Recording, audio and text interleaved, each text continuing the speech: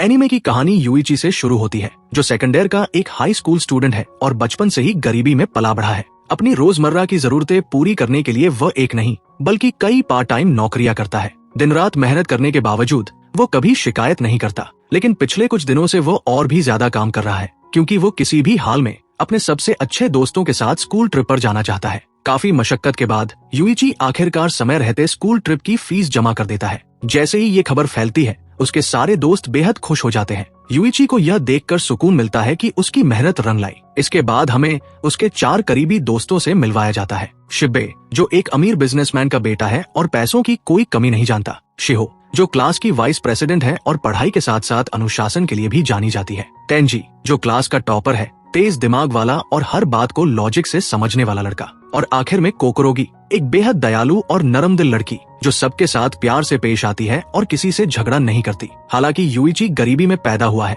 फिर भी वो खुद को दुनिया का सबसे खुशकिस्मत इंसान मानता है। उसके लिए पैसे से ज्यादा कीमती उसकी दोस्ती है। वो दिल से चाहता है कि ये रिश्ता हमेशा बना रहे, बिना ये जाने कि बहुत जल्द उसकी दोस्ती की असली परीक्षा शुरू होने वाली है। एक दिन छठे पीरियड के दौरान होमरूम टीचर क्लास में एक चौंकाने वाली घोषणा करता है। वो बताता है कि स्कूल ट्रिप के लिए इकट्ठा किए गए 20 लाख येन चोरी हो गए हैं। ये रकम क्लास के छात्रों से इकट्ठा की गई थी और इसे सुरक्षित रखने की जिम्मेदारी शिबे और शिहो को दी गई थी। टीचर आगे बताता है कि 5वें पीरियड के दौरान जब शिहो क्लास में मौजूद नहीं थी, उसी समय किसी ने उसके लॉकर से पैसे चुरा लिए। ये सुनते ही क्लास में सन्नाटा छा जाता है। शिहो सबके सामने टूट जाती है और रोते हुए कहती है कि जिसने भी पैसे लिए हैं वो चुपचाप वापस कर दे, लेकिन कोई भी आगे नहीं आता। अगले दिन से ही हालात और बिगड़ जाते हैं। शिहो और शिबे दोनों स्कूल आना बंद कर देते हैं। उनसे संपर्क करने की हर कोशिश नाकाम हो जाती है। धीरे धीरे क्लास के बाकी स्टूडेंट्स उन दोनों पर शक करने लगते हैं। बातें बनने लगती हैं कि शायद चोरी उन्हीं में से किसी ने की है। हालात ऐसे हो जाते हैं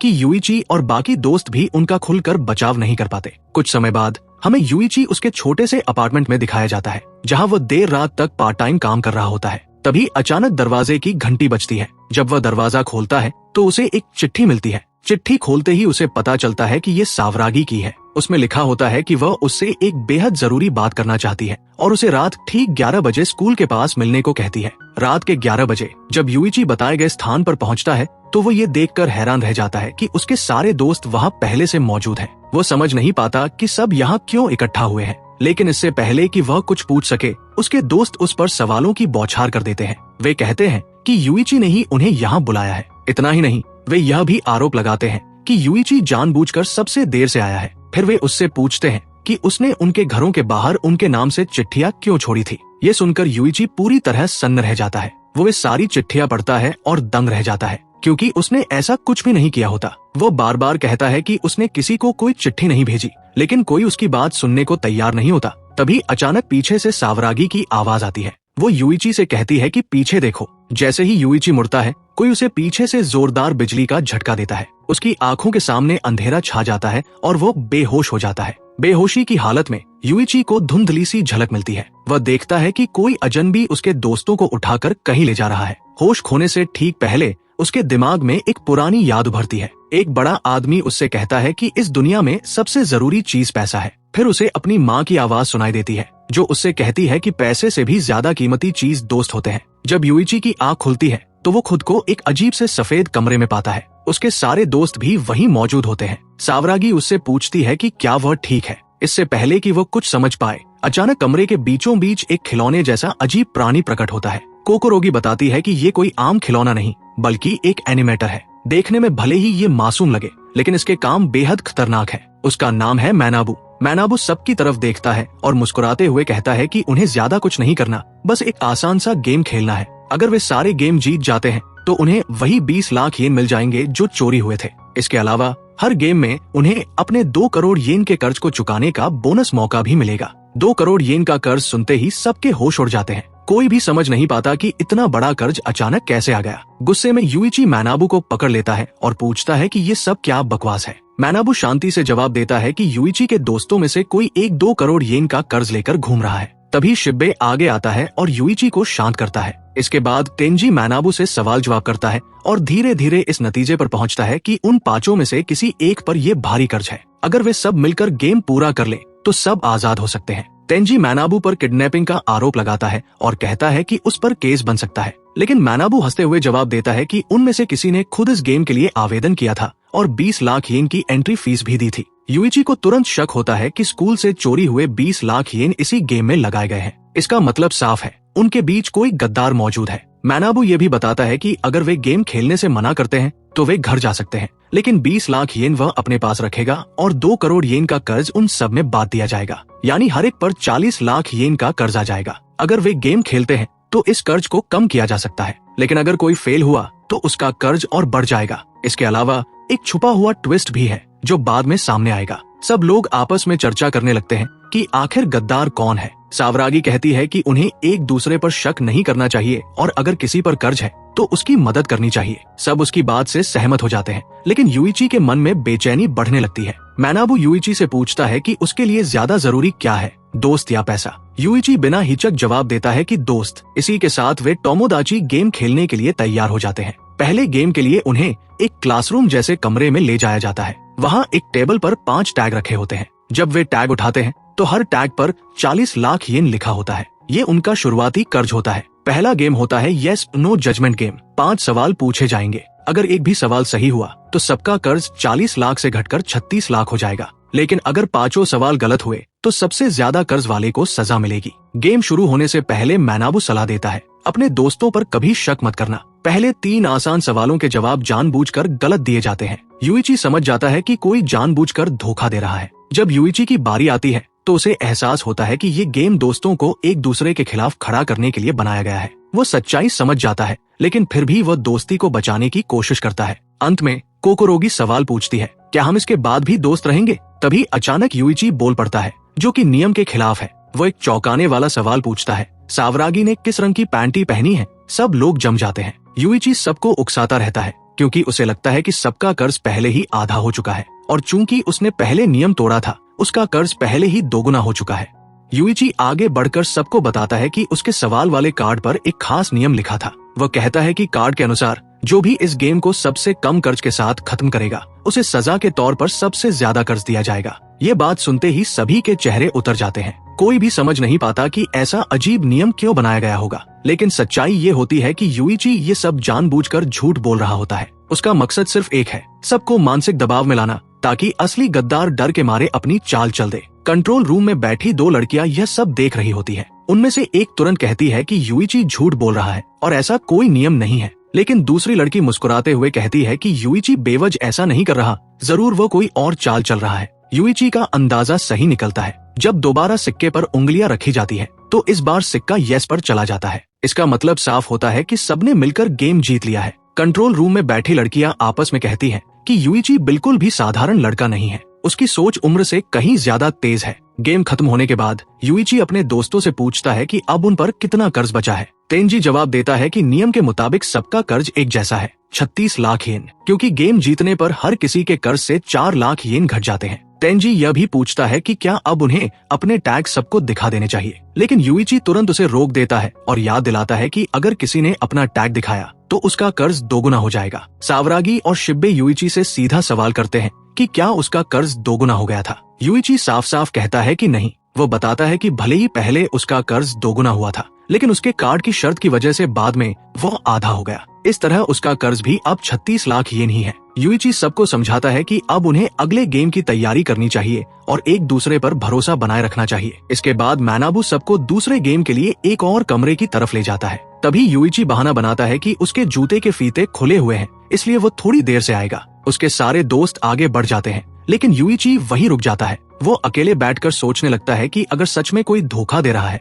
तो फिर सबका कर्ज बराबर कैसे हो सकता है। उसे शक होता है कि कहीं न कहीं कोई बड़ी बात छुपाई जा रही है। वो टेबल पर रखी उन चिट्ठियों को उठाकर पढ़ने की कोशिश करता है जो उन्हें यहाँ लाने के लिए भेजी गई थी, लेकिन जैसे ही वो उन्हें ध्यान से देखता है, स्याही धीरे धीरे गायब होने लगती है। कुछ ही पलों में सारे अक्षर मिट जाते हैं और यूइची कुछ भी पढ़ नहीं पाता। ये देखकर उसकी झुंझलाहट और बढ़ जाती है। उसी समय सावरागी वहाँ पहुँच जाती है और यूइची से पूछती है कि वो इतना परेशान क्यों लग रहा है। यूइची बात टालते हुए कहता है कि कुछ नहीं हुआ और उल्टा उससे पूछता है कि वह यहाँ क्यों आई है। सावरागी कहती है कि उसे लगने लगा है कि उन 5 में से कोई एक जरूर गद्दार है। यूइची इस बात से सहमत होता है। फिर सावरागी उससे पूछती है कि क्या वो अंदाजा लगा सकता है कि गद्दार कौन है। बिना ज्यादा सोचे युइची उसका नाम ले लेता है, सावरागी। ये सुनकर सावरागी चौंक जाती है। युइची बताता है कि उसे उस पर शक इसलिए हुआ क्योंकि शुरुआत में उसी ने कहा था कि दोस्तों पर शक नहीं करना चाहिए और अगर किसी पर कर्ज है तो उसकी मदद करनी चाहिए। युइची के हिसाब से यह बात बहुत ज्यादा बनावटी लग रही थी। सावरागी पलटकर कहती है कि उसने ऐसा इसलिए कहा था क्योंकि उसे शक था कि युइची ही गद्दार है। ये सुनते ही युइची का गुस्सा फूट पड़ता है। वो कड़वे लहजे में पूछता है कि क्या उसने उस पर इसलिए शक किया क्योंकि वो गरीब है और उसके माँ बाप नहीं है। सावरागी तुरंत इनकार करती है और कहती है कि उसका ऐसा कोई मतलब नहीं था, लेकिन युइची और ज्यादा परेशान हो जाता है और उससे जोर देकर पूछता है कि फिर उसका मतलब क्या था। तभी सावरागी कुछ ऐसा कह देती है जिसकी युइची ने बिल्कुल उम्मीद नहीं की थी। वो शर्माते हुए कहती है कि उसे युइची पसंद है। ये सुनकर युइची पूरी तरह सन्न रह जाता है। उसका चेहरा लाल पड़ जाता है और वो कुछ पल तक कुछ बोल ही नहीं पाता। सावरागी उससे पूछती है कि क्या वो अब भी उस पर शक करता है। युइची जवाब देता है कि उसे नहीं लगता कि वही चोर है। इसके बाद सावरागी एक और सच्चाई सामने लाती है। वो बताती है कि उसका कर्ज 36 लाख येन नहीं बल्कि 76 लाख येन है। वजह ये होती है कि पहले गेम के दौरान जब उसने बोलने की कोशिश की थी उसकी आवाज रिकॉर्ड हो गई थी और उसे पेनल्टी मिली थी जिससे उसका कर्ज दोगुना हो गया। वो ये भी बताती है कि 5वें सवाल के दौरान युइची कोकोरोगी को बचाना चाहता था, लेकिन अनजाने में उसने सावरागी को बचा लिया क्योंकि उस समय सबसे ज्यादा कर्ज उसी पर था। सावरागी युइची से वादा करती है कि वह कभी भी उसे धोखा नहीं देगी और वे दोनों मिलकर टोमोदाची गेम से बाहर निकलेंगे। युइची भी कहता है कि वह उस पर भरोसा करता है। कंट्रोल रूम में बैठी लड़कियां चर्चा करती हैं कि युइची पैसों और हालात को समझने में कितना चालाक है। इसी दौरान हमें दिखाया जाता है कि तेंजी मस्सा ये सारी बातचीत छुपकर सुन चुका है। अगला गेम छत पर होने वाला होता है। इस बार मैनाबू एक सूट पहनकर आता है और कहता है कि राज छुपाना अच्छी बात नहीं है क्योंकि ऊपर से भगवान सब देख रहा है। इस दूसरे गेम का नाम होता है बैडमाउथ सुगोरोकू। आसमान में इसके सारे नियम चमकते हुए दिखाई देते हैं। सबको बारी बारी से एक प्राइवेट कमरे में जाना होगा जहां उन्हें एक नोट पैड मिलेगा। उन्हें अपने दोस्तों के बारे में बुरी बातें लिखनी होंगी और उस पर्ची को एक बॉक्स में डालना होगा। जब 5 पर्चियां बॉक्स में डाल दी जाएंगी तो मैनाबू उन्हें लेकर आएगा और सबके सामने पढ़ेगा। इसके बाद भगवान यानी कंट्रोलर तय करेंगे कि कौन कितने कदम आगे बढ़ेगा। इस गेम को जीतने के लिए जरूरी है कि कम से कम एक सदस्य लक्ष्य तक पहुंचे। अगर ऐसा होता है तो सबका 40 लाख येन का कर्ज माफ कर दिया जाएगा। जो लोग बोर्ड पर बचे रहेंगे उन्हें 10 लाख येन अतिरिक्त मिलेंगे और उन्हें तीसरा गेम खेलने की जरूरत नहीं होगी। लेकिन जो व्यक्ति लक्ष्य तक पहुंचेगा वो बाकी सबको आजाद कर देगा मगर खुद पर बाद में और भी ज्यादा कर्ज ले लेगा जिसकी जानकारी बाद में दी जाएगी। मैनाबू साफ साफ कहता है कि वे कुछ भी लिख सकते हैं, चाहे वो कितनी ही घटिया बात क्यों न हो, लेकिन अगर कोई बात झूठी साबित हुई तो उसे लिखने वाले को सबसे आगे खड़ा होना पड़ेगा। अगर कोई खाली पर्ची डालता है और बाकी लोग लिखते हैं तो लिखने वालों को फायदा मिलेगा और खाली पर्ची डालने वाले को भारी नुकसान हो सकता है। इसलिए सबको जितनी हो सके उतनी बुरी बातें लिखने के लिए कहा जाता है। मैनाबू हंसते हुए कहता है कि गेम को जितनी जल्दी हो सके खत्म करो। ये सुनकर सावरागी गुस्से में आ जाती है और कहती है कि वो उन्हें बेवजह एक दूसरे को दुख पहुंचाने के लिए मजबूर कर रहा है। मैनाबू जवाब देता है कि अगर वह चाहे तो अपनी पर्ची खाली छोड़ सकती है। वो ये भी बताता है कि अगर सारी पर्चियां खाली रहीं तो भगवान कोई सर्वे नहीं करेंगे और सब सिर्फ एक कदम आगे बढ़ेंगे। सावरागी कहती है कि अगर ऐसा है तो वे सब साथ साथ लक्ष्य तक पहुंच सकते हैं। इसी पर युइची और उसके दोस्त तय करते हैं कि वे सब मिलकर खाली पर्चियां डालेंगे और एक ग्रुप की तरह आगे बढ़ेंगे। गेम शुरू होता है। पहले राउंड में सारी पर्चियां खाली रहती हैं, इसलिए सब एक एक कदम आगे बढ़ते हैं। लेकिन जैसे ही वे आगे बढ़ते हैं हर एक पर 1 लाख येन का अतिरिक्त कर्ज चढ़ जाता है। युइची तुरंत हिसाब लगाता है और समझ जाता है कि अगर वे ऐसे ही चलते रहे तो आखिर में हर किसी पर 60 लाख येन का कर्ज हो जाएगा। दूसरे राउंड में भी सारी पर्चियां खाली रहती हैं, लेकिन इस बार उनका कर्ज 1 लाख नहीं बल्कि 5 लाख येन बढ़ जाता है। सबके चेहरे उतर जाते हैं। मैनाबू जोर जोर से हंसता है और कहता है कि उन्होंने सिर्फ 2 कदम चलकर ही 6 लाख येन का कर्ज कमा लिया है। इसके बाद वह एक और चौंकाने वाली सच्चाई बताता है। जो भी सबसे पहले लक्ष्य तक पहुंचेगा उसे पूरे ग्रुप का सारा कर्ज मिल जाएगा। इसका मतलब साफ होता है कि साथ साथ आगे बढ़ना सबसे बड़ी बेवकूफी है। सावरागी गुस्से में चिल्लाती है और कहती है कि वो सिर्फ उन्हें बेवकूफ बना रहा है। तीसरा राउंड शुरू होता है। इस बार 4 पर्चियां खाली होती हैं, लेकिन एक पर्ची खाली नहीं होती। साफ हो जाता है कि किसी ने धोखा दिया है। उस पर्ची पर लिखा होता है सावरागी को युइची पसंद है और नीचे एक और लाइन होती है सावरागी और तेंजी पहले बॉयफ्रेंड गर्लफ्रेंड थे। भगवान सर्वे करने के बाद इन बातों को सच घोषित करते हैं। नतीजे के तौर पर सावरागी को 5 कदम आगे बढ़ने का आदेश दिया जाता है, जबकि बाकी सबको सिर्फ 1 कदम आगे बढ़ना पड़ता है और इस बार किसी का भी कर्ज नहीं बढ़ता।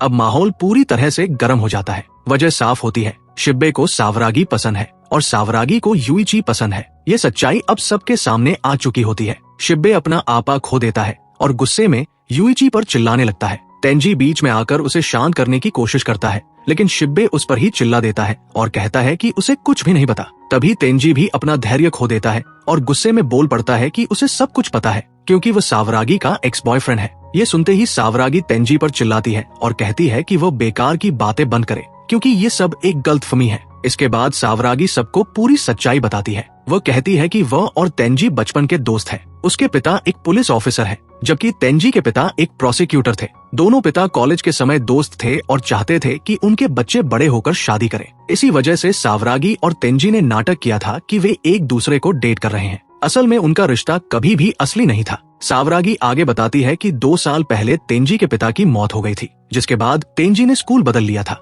लेकिन संयोग से पिछले साल वे दोनों फिर से उसी स्कूल में आ गए। ये सब सुनने के बाद शिबे थोड़ा शांत हो जाता है और कहता है कि इसका मतलब ये सब असली डेटिंग नहीं थी, बल्कि सिर्फ एक नकली ड्रामा था। तभी मैनाबू बीच में दखल देता है और शरारती अंदाज में कहता है कि हो सकता है इनके बीच कुछ रोमांटिक बातें भी हुई हों। इस पर तेंजी साफ शब्दों में कहता है कि उसे पहले भी सावरागी पसंद थी और आज भी पसंद है। वो शिबे पर चिल्लाता है और कहता है कि वह सावरागी के बारे में उल्टी सीधी बातें करना बंद करे, क्योंकि उसे ये बिल्कुल पसंद नहीं। तेंजी को यकीन होने लगता है कि वह पर्ची शिबे ने लिखी है, लेकिन शिबे इस आरोप से इनकार करता है और कहता है कि उसने कुछ भी नहीं लिखा और उसे भी ये सब अभी अभी पता चला है। इसके बाद तेंजी और शिबे एक दूसरे पर शक करने लगते हैं और उनकी बहस हाथापाई तक पहुंचने वाली होती है। शिबे गुस्से में तेंजी को मारने ही वाला होता है कि तभी यूइची बीच में आकर दोनों को रोक लेता है। यूइची शिबे से कहता है कि अगर वो सच में उसे पसंद करता है तो उसे दुखी मत करे। दूसरी तरफ कोकोरोगी सावरागी से कहती है कि उसे यूइची पसंद है और उसे लगता है कि यूइची भी उसी को पसंद करता है।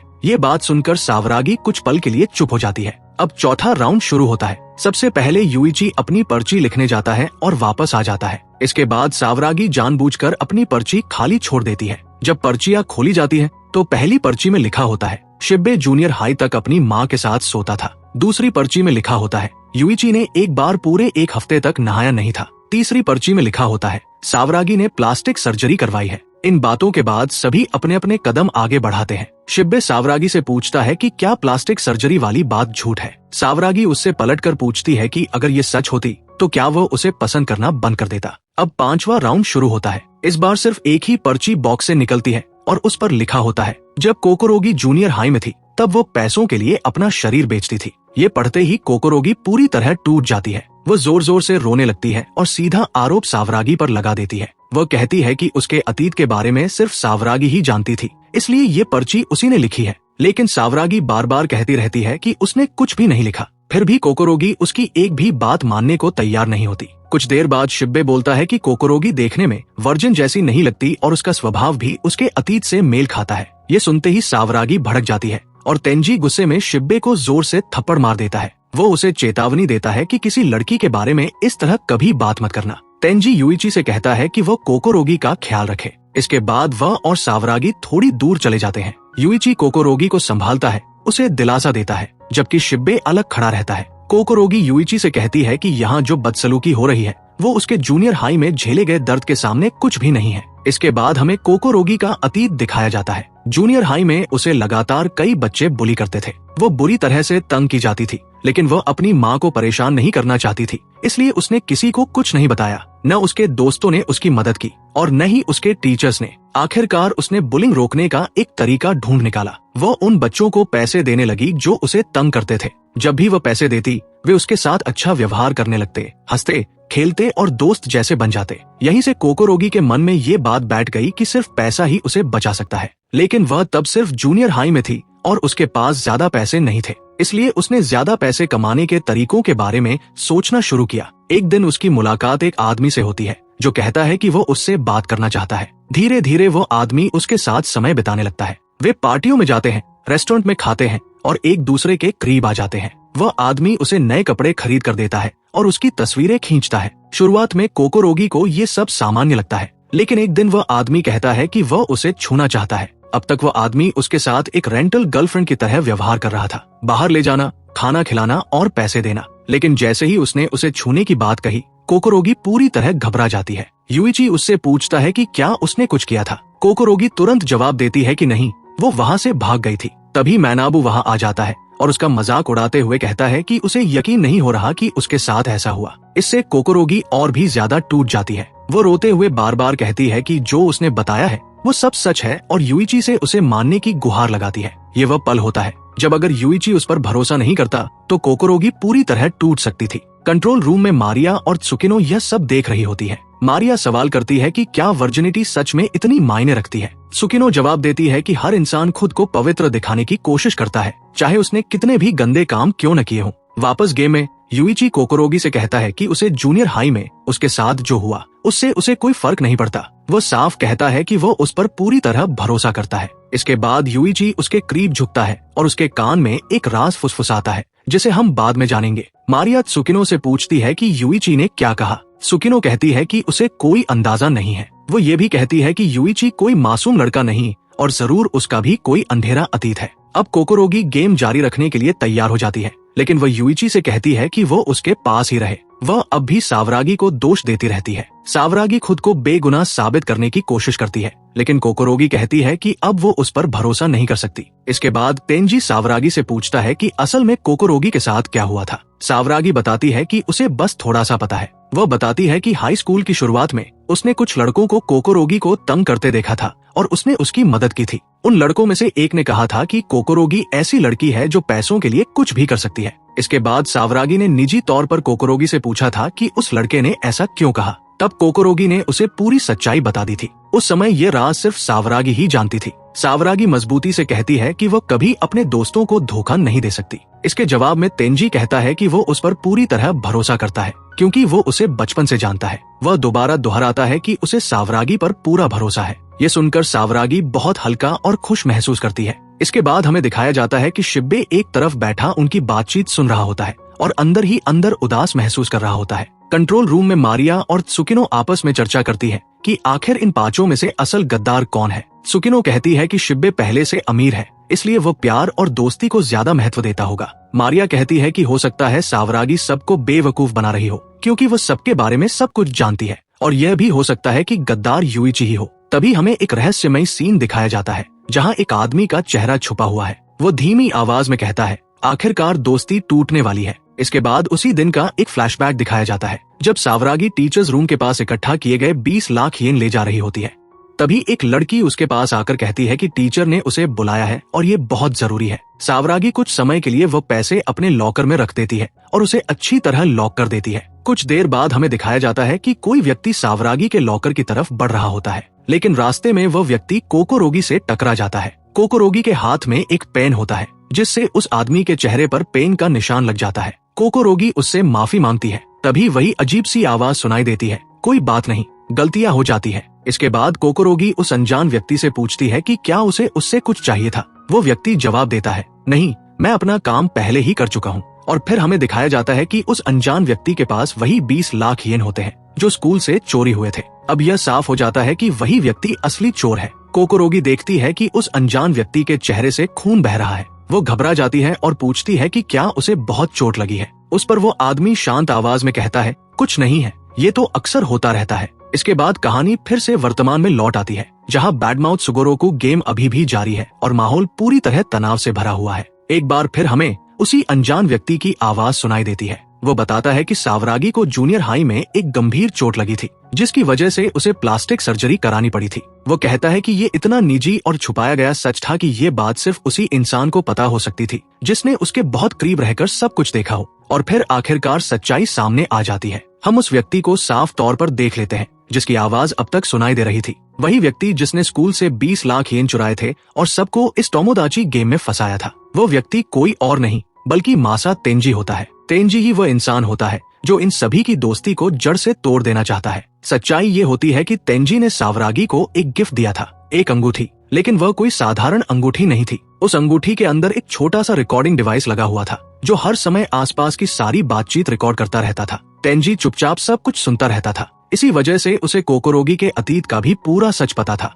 और ये भी कि सावरागी अपनी लॉकर की चाबी कहाँ छुपा कर रखती है। इसके बाद हमें एक सीन दिखाया जाता है जहाँ तेंजी और सावरागी आपस में बात कर रहे होते हैं। सावरागी परेशान होकर सोच रही होती है कि आखिर कोकोरोगी के बारे में इतनी घिनौनी बात किसने लिखी होगी। तेंजी बाहर से बहुत शांत और भरोसेमंद दिखता है वह सावरागी से कहता है कि वह उस पर पूरी तरह भरोसा करता है और उसे बिल्कुल भी चिंता करने की जरूरत नहीं है। लेकिन उसी समय उसके मन में चल रहा होता है, ये सब मैंने ही लिखा है, सिर्फ कोकोरोगी के बारे में ही नहीं बल्कि सबके बारे में। मुझे पता है कि ये तुम नहीं हो। तेंजी सावरागी से कहता है कि एक दूसरे पर शक करने के बजाय उन्हें एक दूसरे पर भरोसा करना चाहिए। लेकिन उसका असली मकसद सावरागी और कोकोरोगी के रिश्ते में दरार डालना होता है। इसलिए वो बातों बातों में ये इशारा करता रहता है कि शायद इसके पीछे कोकोरोगी हो सकती है। शुरुआत में सावरागी तेंजी की बातों पर पूरी तरह भरोसा नहीं करती, लेकिन तेंजी लगातार उसे मैनिपुलेट करता रहता है। वह कहता है कि शायद कोकोरोगी को सबकी सहानुभूति चाहिए क्योंकि उसे यूइची पर क्रश है और तुम्हें भी यूइची पसंद है। हो सकता है कि यूइची तुम्हें भी पसंद करता हो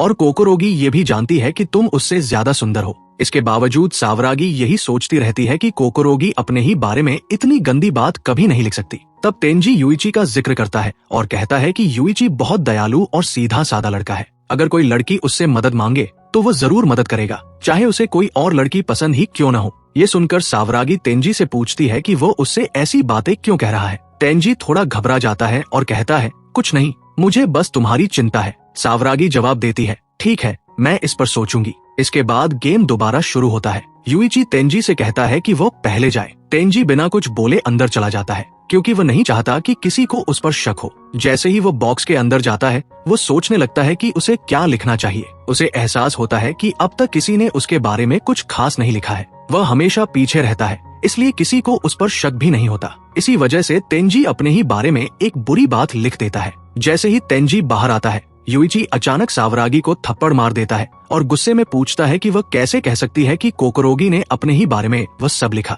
इसके जवाब में सावरागी कहती है कि यूइची को नहीं पता कि कोई लड़की किसी चीज को पाने के लिए कितनी दूर तक जा सकती है। वो कोकोरोगी की तरफ देखते हुए कहती है ना कोकोरोगी? कोकोरोगी जवाब देती है, हाँ, तुम बिल्कुल सही कह रही हो। जैसे कुछ लोग सुंदर दिखने के लिए प्लास्टिक सर्जरी कराते हैं। उन्हें आपस में लड़ते देख तेंजी अंदर ही अंदर बहुत खुश होता है। उसका प्लान तेजी से काम कर रहा होता है। सावरागी साफ साफ कहती है कि उसने सुंदर दिखने के लिए नहीं बल्कि अपने चेहरे के एक गहरे निशान को छुपाने के लिए प्लास्टिक सर्जरी कराई थी। इसके बाद वह कोकोरोगी से कहती है कि अगर वो उस पर भरोसा नहीं करती तो उसे कोई फर्क नहीं पड़ता। कोकोरोगी भी यही कहती है कि उसे भी किसी की परवाह नहीं है जब तक यूइची उसके साथ है। फिर वह यूइची से पूछती है कि क्या वो उस पर भरोसा करता है। यूइची बिना रुके जवाब देता है, हाँ। तेंजी ये सुनकर और भी खुश हो जाता है। वह सोचता है कि आखिरकार दोनों लड़कियों के बीच दरार पड़ चुकी है और जल्द ही सावरागी यूइची से भी नफरत करने लगेगी। लेकिन फिर वह ये भी सोचता है कि शायद उसे इतनी बातें नहीं कहनी चाहिए थी क्योंकि सावरागी थोड़ी नाराज हो गई है। अब उसे यूइची और कोकोरोगी से ज्यादा बात करने की जरूरत नहीं है। तेंजी जोर देकर सावरागी से कहता है कि जैसे यूइची कोकोरोगी पर भरोसा करता है वैसे ही वह भी उस पर भरोसा करता है। ये सुनकर सावरागी उसका हाथ छूती है और कहती है, धन्यवाद। तेंजी अपने मन में सोचता है कि सावरागी आखिरकार उसके जाल में फंस चुकी है। कंट्रोल रूम में मारिया सुकिनो से पूछती है कि ये सब आखिर हो क्या रहा है। सुकिनो कहती है कि लड़कियां बहुत संवेदनशील होती हैं। वे चाहे किसी से कितना भी प्यार करें लेकिन एक ही पल में उस प्यार को तोड़ सकती हैं, खासकर तब जब कोई दूसरा आदमी उन्हें पहले वाले से ज्यादा समझने लगे। इसके बाद हम देखते हैं कि अब कोकोरोगी की बारी आती है अंदर जाने की। उसके बाद यूइची, फिर सावरागी और सबसे आखिर में शिब्बे जाता है। मनाबू घोषणा करता है कि इस राउंड में 2 पर्चियां निकली हैं। एक तेंजी की होती है जिसके बारे में सबको पहले से पता होता है, लेकिन दूसरी पर्ची किसकी होती है ये किसी को नहीं पता। पहली पर्ची में लिखा होता है कि सावरागी लड़कों की बॉक्सर पहनती है। ये सुनकर सावरागी सीधा कोकोरोगी की तरफ देखती है। तेंजी तुरंत सावरागी से कहता है कि शायद कोकोरोगी उससे बदला ले रही है। फिर दूसरी पर्ची खोली जाती है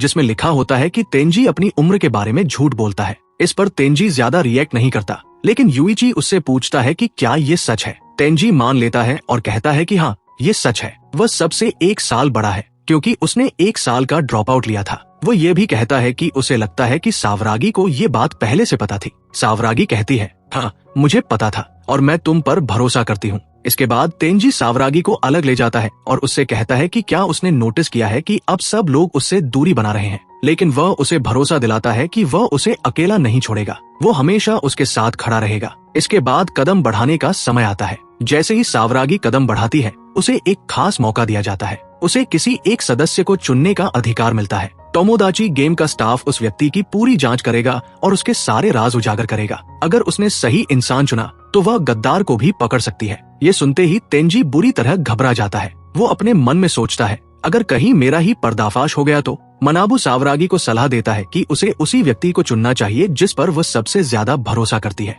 ये सुनकर तेंजी का डर और बढ़ जाता है। हम देखते हैं कि सावरागी तेंजी को चुनने ही वाली होती है, लेकिन तभी शिब्बे बीच में आ जाता है। वो कहता है, मुझे चुनो, मेरे अंदर तुम्हारे लिए सब कुछ साफ है। शिब्बे को पूरा भरोसा होता है कि उसने अपनी जिंदगी में कभी कुछ गलत नहीं किया है। इसी वजह से सावरागी आखिरकार शिब्बे को चुन लेती है।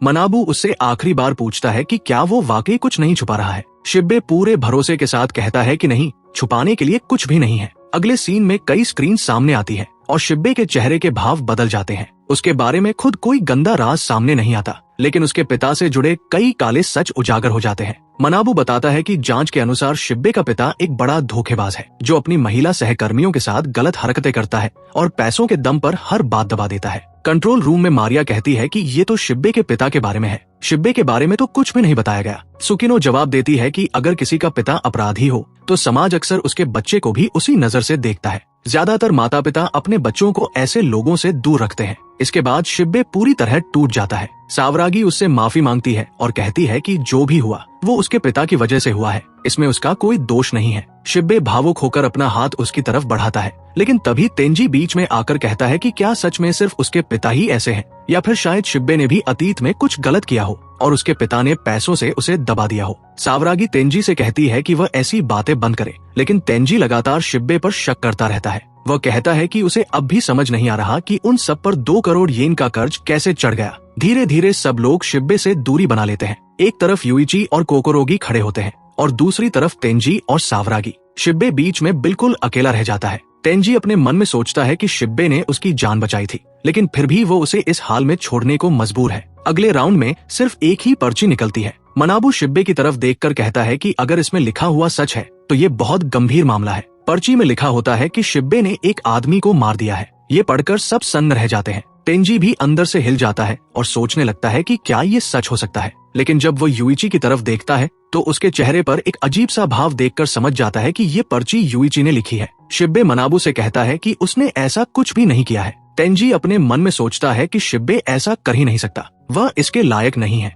शिब्बे पूछता है कि अगर ये झूठ साबित हो गया तो जिसने ये लिखा है उसे सजा मिलेगी, है ना? मनाबू समझाता है कि नियम के अनुसार झूठ लिखने वाले को पेनल्टी मिलेगी और उसे सबसे आगे खड़े व्यक्ति से आगे खड़ा होना पड़ेगा। मनाबू शिब्बे से कहता है कि अगर ये झूठ है तो इसे साबित करो। शिब्बे कहता है कि वह कैसे साबित करे कि उसने कुछ नहीं किया जो उसने कभी किया ही नहीं। आखिरकार मनाबू एक गॉड वोट करवाने का फैसला करता है। शिब्बे भी गॉड वोट की मांग करता है और कहता है कि वह निर्दोष है, लेकिन नतीजा पूरी तरह उसके खिलाफ जाता है। 99% वोट ये कहते हैं कि वे शिब्बे पर भरोसा नहीं कर सकते। उसे 5 कदम आगे बढ़ना पड़ता है और वह सबसे आगे पहुंच जाता है। कंट्रोल रूम में त्सुकिनो कहती है कि भगवान भी शिब्बे पर भरोसा नहीं करेंगे, चाहे वो कुछ भी कहे। इसके बाद युइची शिब्बे के पास जाता है और कहता है कि चाहे कुछ भी हो वो उस पर भरोसा करता है। उसे पूरा यकीन है कि शिब्बे ऐसा कुछ नहीं कर सकता। ये सुनकर शिब्बे की आंखें भर आती हैं। युइची कहता है कि इस राउंड ने ये साफ कर दिया है कि असली गद्दार कौन है और उसके पास इसका साफ जवाब है।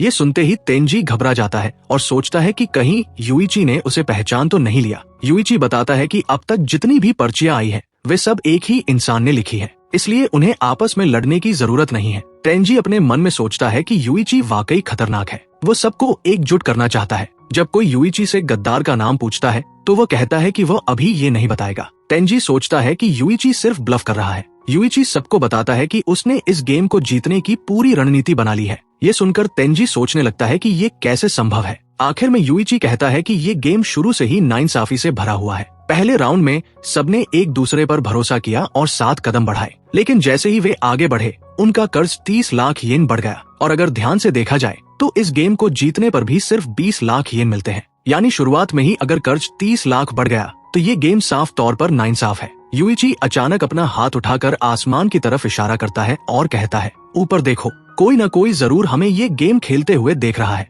और क्योंकि कोई हमें देख रहा है इसलिए मैनेजमेंट को इस गेम को ज्यादा से ज्यादा दिलचस्प बनाना पड़ता है। फिर वह अपने दोस्तों की तरफ देखता है और उनसे पूछता है कि क्या उन्हें छठा राउंड याद है, वही राउंड जिसमें उन्हें अपना कर्ज कम करने का मौका मिला था। उसी राउंड में कोकोरोगी का कर्ज पूरे 2 लाख येन कम हो गया था। युइची समझाता है कि ये पूरा बैडमाउथिंग सुगोरो को असल में दर्शकों के मनोरंजन के लिए बनाया गया है। हर एक कदम पर किसी का कर्ज बढ़ता है तो किसी का घटता है, लेकिन जब ये गेम पूरी तरह खत्म होगा तो जो अतिरिक्त कर्ज किसी पर भी चढ़ा होगा वो आपस में काट दिया जाएगा। दूसरे शब्दों में कहें तो ये पूरा गेम सिर्फ एंटरटेनमेंट के लिए है। उनका असली कर्ज अंत में वही रहेगा जैसा शुरुआत में था। यूइची की बात सुनकर मारिया चौंक जाती है और कहती है, वाह, ये तो सच में समझ में आता है। यूइची आगे कहता है कि अगर वे इसी तरह खेलते रहे तो शिब्बे सबसे पहले गोल तक पहुंच जाएगा और सारी पेनल्टी उसी पर आ जाएंगी। शिब्बे को बचाने के लिए यूइची एक नया प्लान सामने रखता है। वो सबको बताता है कि अब से वे अपने ही बारे में बुरा लिखेंगे और अगर कोई ऐसा नहीं करता तो वही गद्दार माना जाएगा। हालांकि इसमें कोई गारंटी नहीं है कि वे सब एक साथ एक ही समय पर एंड तक पहुंच पाएंगे, लेकिन कोशिश तो की जा सकती है। यूइची का प्लान ये होता है कि शिब्बे की पर्ची बिल्कुल खाली रहेगी, जबकि बाकी चारों अपनी अपनी पर्चियों में अपने ही बारे में बुरी बातें लिखेंगे। इससे वे तेजी से आगे बढ़ते हुए शिब्बे तक पहुंच सकते हैं। लेकिन तेंजी इस प्लान को मानने से साफ इनकार कर देता है। यूइची उससे पूछता है कि उसे ये प्लान क्यों पसंद नहीं आया। तब तेंजी पलटकर सवाल करता है, क्या तुम्हें सच में पता है कि गद्दार कौन है? ये सुनते ही यूइची थोड़ा घबरा जाता है, फिर भी खुद को संभालते हुए कहता है, हाँ, मुझे पता है। लेकिन यूइची के चेहरे के भाव, उसकी हिचक और उसकी आंखों की बेचैनी देखकर तेंजी तुरंत समझ जाता है कि यूइची को असल में कुछ भी नहीं पता, वो सिर्फ ब्लफ कर रहा है। तेंजी ठंडे लहजे में कहता है, तो फिर गद्दार का नाम बता दो, हम सब उसी के बारे में लिख देंगे और उसे जबरदस्ती गोल तक पहुंचा देंगे। यूइची जवाब देता है कि ऐसा करने के लिए उन्हें तीसरे राउंड में जाना पड़ेगा और इस गेम में ऐसा करना सही नहीं होगा। तेंजी गुस्से में कहता है, हमें बेवकूफ बनाना बंद करो, हम इस गेम को खत्म करने के बहुत करीब हैं और ऐसे वक्त पर किसी पर भी भरोसा करना सबसे बड़ी गलती है। फिर वो साफ शर्त रख देता है, अगर अगला राउंड तुम्हारा प्लान फेल हो गया तो तुम्हें गद्दार का नाम बताना ही होगा और जिस पर भी तुम आरोप लगाओगे उसके सबूत देने होंगे। अगर तुम्हारे पास सबूत नहीं हुए तो मैं आगे कभी तुम्हारी किसी बात पर भरोसा नहीं करूंगा। यूइची के पास मानने के अलावा कोई और रास्ता नहीं बचता और वह चुपचाप हाँ कर देता है। इसके बाद अगला राउंड शुरू होता है। सभी एक एक करके अपनी पर्चियां डालते हैं, लेकिन जब मनाबू पर्चियां गिनता है तो उसके चेहरे पर अजीब सी मुस्कान आ जाती है। वह बताता है कि वहाँ कुल 10 पर्चियां हैं, जबकि होनी सिर्फ 4 चाहिए थी। ये सुनते ही यूइची चौंक जाता है। उसी पल उसे एहसास होता है कि वह एक बहुत बड़ी बात भूल गया था। इस गेम में एक इंसान एक से ज्यादा पर्चियां भी डाल सकता है।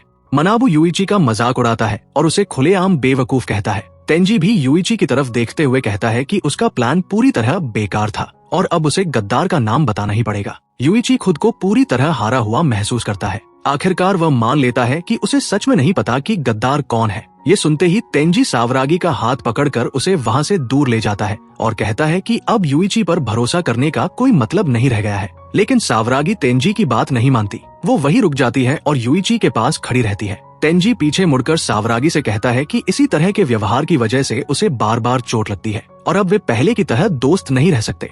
ये सब सुनने के बाद आखिरकार सावरागी तेंजी के साथ चली जाती है। बाहर से वो शांत दिखता है, लेकिन अंदर ही अंदर तेंजी बेहद खुश होता है। उसके मन में सिर्फ एक ही बात चल रही होती है, उसका प्लान आखिरकार सफल हो रहा है। गेम बिना रुके आगे बढ़ता रहता है और देखते देखते 18 राउंड पूरे हो जाते हैं। इन सभी राउंड्स के दौरान कोई किसी से बात नहीं करता। माहौल पूरी तरह ठंडा और भारी हो जाता है, जैसे अब किसी को भी किसी पर भरोसा नहीं रहा हो। फिर 19वां राउंड आता है। इस बार सावरागी गोल से बस एक कदम दूर होती है। उसे देखकर तेंजी नाटकीय लहजे में कहता है कि अगर वो जिद करना बंद कर देती तो वो उसे बचा सकता था। मारिया यह सब देखकर कहती है कि उनकी टीम भी अब बाकी टीमों जैसी ही बन चुकी है, यानी यह गेम सिर्फ यही लोग नहीं खेल रहे बल्कि बहुत सारे लोग इसमें फंसे हुए हैं। लेकिन तभी त्सुकिनो कुछ ऐसा नोटिस करती है जिससे वो चौंक जाती है। वह तुरंत कहती है कि गेम अभी खत्म नहीं हुआ है। इसके बाद कैमरा यूइची के चेहरे पर जाता है। उसका एक्सप्रेशन अजीब और डरावना लगता है। वो सबको बताता है कि अब उसके पास एक ऐसा प्लान है जो 100% गद्दार को पकड़ लेगा।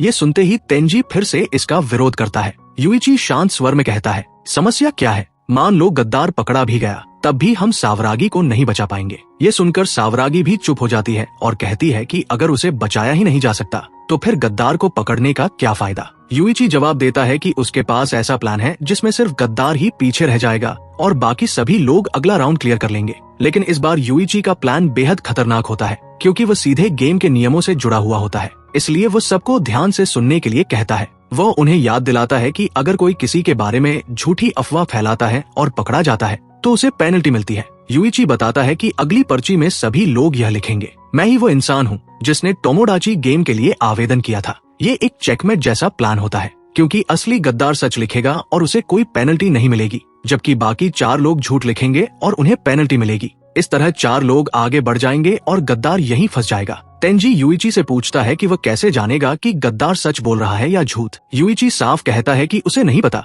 लेकिन टोमोडाची गेम चलाने वाले लोगों को पता है कि असल में आवेदन किसने किया था, यानी मैनेजमेंट को पहले से पता है कि गद्दार कौन है। यूइची मनाबू से इसकी पुष्टि करता है और मनाबू हाँ में सिर हिलाता है। यूइची फिर कहता है कि अब अगर कोई इस प्लान से इनकार करता है तो वही गद्दार होगा। इस मोड़ पर तेंजी पूरी तरह फंस जाता है। उसके पास बचने का कोई रास्ता नहीं रहता। वह बूथ की ओर जाता है, खुद को कोसते हुए और ये सोचते हुए कि अब क्या करे। आखिरकार वह फैसला करता है कि वह सबके सामने माफी मांगेगा और एक नकली भावुक कहानी लिखेगा ताकि सब उस पर भरोसा करे। जब तेंजी पर्ची डालकर बाहर आता है तो शिब्बे मुस्कुराते हुए उसका इंतजार कर रहा होता है, अपने टर्न को लेकर उत्साहित। कुछ ही देर में सब लोग अपनी अपनी पर्चियां डाल चुके होते हैं। यूइची पूछता है कि क्या सबने वही लिखा जो उसने कहा था। सभी हाँ कहते हैं। तेंजी अब पूरी तरह एक्टिंग मोड में चला जाता है। वो सोचता है कि यह उसकी जिंदगी की सबसे बेहतरीन एक्टिंग होगी। उसकी आंखों में नकली आंसू भर आते हैं। तभी मनाबू ऐलान करता है कि 4 पर्चियां खाली हैं और सिर्फ एक पर्ची पर लिखा है, मैं ही वो इंसान हूँ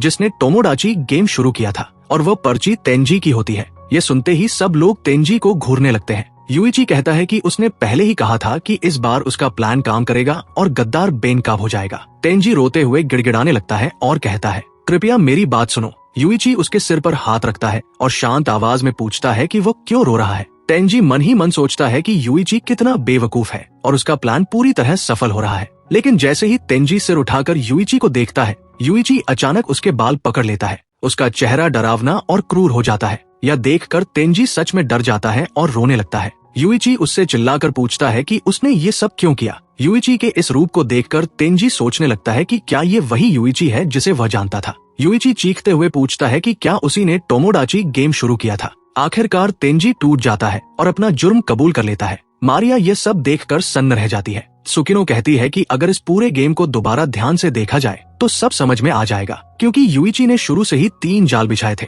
और अगर उन्हें पहचाना जाए तो साफ हो जाएगा कि यूइची कोई साधारण इंसान नहीं है। इसके बाद यूइची पूरा प्लान समझाना शुरू करता है। वह बताता है कि उसने दूसरे गेम के शुरू होने से पहले ही सब कुछ सोच लिया था। वो कहता है कि तीसरे राउंड में जब वह पर्ची आई थी जिसमें लिखा था कि तुम और सावरागी पहले डेट कर चुके हो, उसी पल उसने और सावरागी ने बिना बात किए तय कर लिया था कि वे गद्दार को पकड़ेंगे। यूइची बताता है कि वह कार्ड्स के जरिए सावरागी को अपने निर्देश देता रहा। सुकिनो इसे यूइची का पहला ट्रैप बताती है और मारिया से कहती है कि वो वीडियो दोबारा देखे जिसमें यूइची के हाथ में 2 कार्ड और एक पेन होता है, लेकिन उसका खुद का कार्ड खाली होता है। जब यूइची बाहर आता है तो वह सावरागी के कंधे पर हाथ रखता है और कहता है कि उसने खाली कार्ड छोड़ा है, जबकि उसी पल वह चुपके से अपना निर्देश वाला कार्ड उसे दे देता है। तेंजी पूछता है कि यूइची ने सावरागी पर इतनी आसानी से भरोसा कैसे कर लिया। यूइची जवाब देता है कि उसने भरोसा नहीं किया बल्कि उसे परखा। उसने सावरागी से कहा था कि वो उसके बारे में ऐसा राज लिखे जो सिर्फ वही जानती हो। पहले ही दिखाया जा चुका था कि सावरागी ने यूइची से एक ऐसा सीक्रेट पूछा था जो कोई और नहीं जानता था,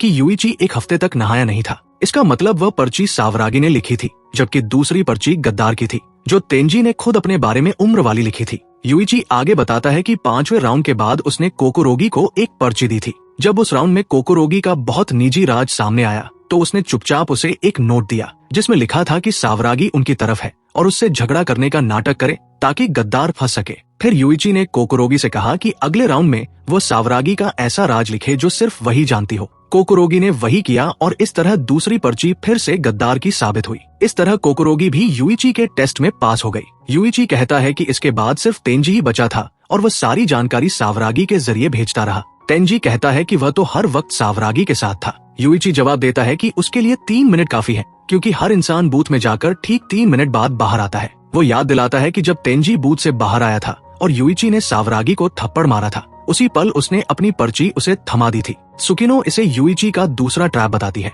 यूइची बताता है कि उसने बूथ में जाने का क्रम भी पहले से कंट्रोल किया था। फिर वह समझाता है कि जब स्पेशल चांस आया और मैनेजमेंट को पता था कि आवेदन किसने किया, तब गद्दार का बच पाना नामुमकिन हो गया। शिब्बे खुद ही बाहर हो गया, क्योंकि अगर वह गद्दार होता तो उसके राज सामने आ जाते। इस तरह आखिर में सिर्फ तेंजी ही बचा। तेंजी पूछता है कि क्या कोकोरोगी और सावरागी का झगड़ा भी नकली था और खुद के बारे में बुरा लिखने वाला आइडिया भी प्लान का हिस्सा था। यूइची कहता है कि हाँ, उसे पहले से पता था कि उस प्लान में कमी है। तेंजी के व्यवहार से यूइची समझ गया था कि उसका मकसद पैसा नहीं बल्कि कुछ और है। तेंजी पूछता है कि यूइची ने उसे उसी वक्त क्यों नहीं पकड़ा। यूइची जवाब देता है कि गेम अभी आधा ही खत्म हुआ था और वह नहीं चाहता था कि तेंजी उससे पहले ही टूट जाए। तेंजी कहता है कि खाली कार्ड वाला नियम बेकार है। सुकिनो बताती है कि यही तीसरा और आखिरी ट्रैप था। यूइची बताता है कि उसने नेम टैग्स को बंधक बना लिया था और कहा था कि वही लोग भरोसे के लायक हैं जो अपने टैग उसे देंगे। इससे उसने मल्टीपल कार्ड लिखने से सबको रोक दिया। आखिरकार तेंजी पूछता है कि यूइची ने उसे ही क्यों चुना।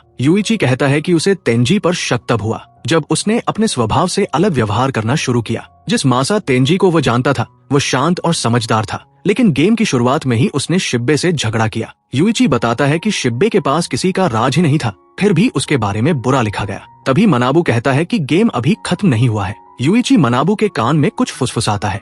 सुकिनो चौंक जाती है और डेटा चेक करके इसकी पुष्टि करती है। मनाबू ऐलान करता है कि गेम खत्म हो गया है और यूइची अकेले गोल तक पहुंच चुका है। इसका मतलब सब जीत गए हैं। मनाबू बताता है कि यूइची ने 7वें राउंड में झूठ लिखा था, इसलिए पेनल्टी में वो एक कदम आगे बढ़ गया और गोल तक पहुंच गया। यूइची कहता है कि यही सबसे सही तरीका था। वह बताता है कि तीसरे गेम में वह अकेला जाएगा ताकि वे तेंजी से निपट सके। फिर यूइची अपना अतीत बताता है और मानता है कि उसने 3 लोगों की हत्या की है। सुकिनो इसकी पुष्टि करती है। यूइची कहता है कि अगले गेम में वो अपना असली रूप दिखाएगा और अकेले सब कुछ तबाह कर देगा। वह जानबूझकर सबको अपने से नफरत करवाता है ताकि वे उससे दूर रहें। आखिर में तेंजी उसे रोकता है और कबूल करता है कि वह भी झूठा था। वह कहता है कि उसने यूइची से प्यार किया और उसे चूम लेता है। दोनों तीसरे गेम में साथ गिर जाते हैं। सुकिनो कहती है कि तेंजी दूसरी बार टोमोडाची गेम में आया है, यानी उसके पास पहले से ही एक प्लान था। अगर आपको ये सीरीज पसंद आ रही है और आप इसके अगले एपिसोड्स देखना चाहते हैं तो नीचे कमेंट में जरूर लिखें और वीडियो को लाइक करना न भूलें।